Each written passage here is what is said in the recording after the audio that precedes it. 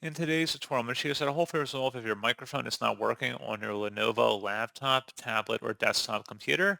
So this should hopefully be a pretty straightforward process, guys, on how to resolve it. And without further ado, let's go ahead and jump straight into it. So what I have to do is open up the search menu and type in settings. Best result, should go back with settings here. Go ahead and open that up. On the left panel, you want to select System, and then on the right side, go ahead and select Sound.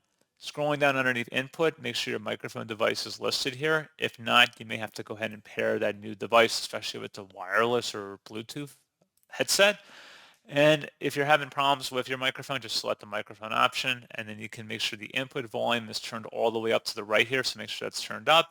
And if for whatever reason the option up here says allow, you want to go ahead and select that. So right now it's turned on, but if it said allow instead, you would select that, meaning that you've turned it on and allowing that apps on your device to use that device.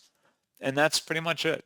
So as always, thank you guys for watching this brief tutorial. I do hope that was able to help you out, and I do look forward to catching you all in the next tutorial. Goodbye.